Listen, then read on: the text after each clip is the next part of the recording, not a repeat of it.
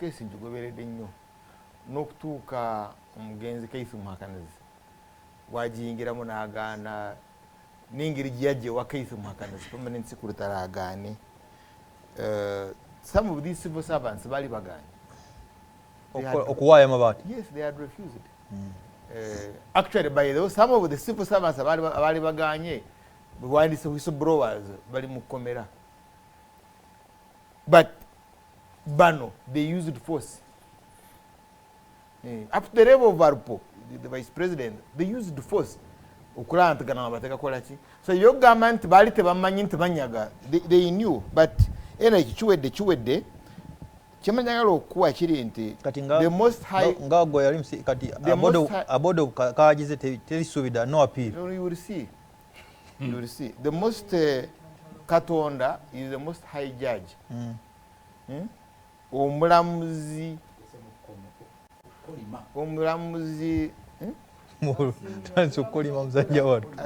asinga gweseka nja kuba naawe wano mukulu Katonda ate Katonda wa bwenkanya ate wabanaku abawulira kyobalaba abaleetedde omukalamujja nti gwe mubbye mukalamujja bw'oba otambula wano ku street olaba obwana bwabwe ne kati wano weebuli kyolana bano tebamanyi nti bagwawo nti of all people gwe munyaze mukulu because manyi ogenda kuwuuta kati kulikayo ambi kulikayo kunwana but gw'omulwanako gwe ogenda kati.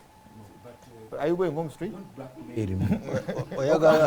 Yes. Wait, are you going home straight? Kati. Don't blackmail me. Gwani agenda kusasu. Aliwa. Tumasasula. Nange wampendye. Kakati. Okulaba nti kyebakutaddeko omukulu busuulwa. That onyaze the most vulnerable, the most poor. And mukalamujja.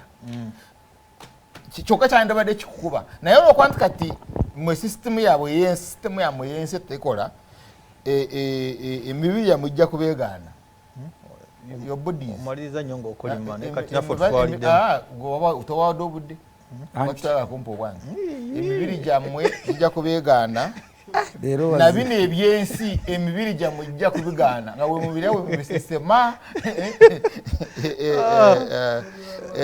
yes mbyaga mbisesema mamba nanga bakwa Katonda nakatunda sayagala yes ng'emibiri giganye ebyo munyaze ate nga n'emibiri nayo gye bagyemedde olw'ekibi ekyo webale nnyo kale Rwomushana akolimye bukolimi Katonda awulira Isaac Sebandeke ali buyikwe webale nnyo SDB Junior webale kweza Alan Sebalo oli mukono kolimira SDB Matovu Gerard nawe oli mukono Honorable Tebandeko webala kutumisi naye jambo sawa Honorable Oscar Kalungu nkulabye sobola busoma bude mumpeddeko ani ono webale kakala kesatu Honorable Busulu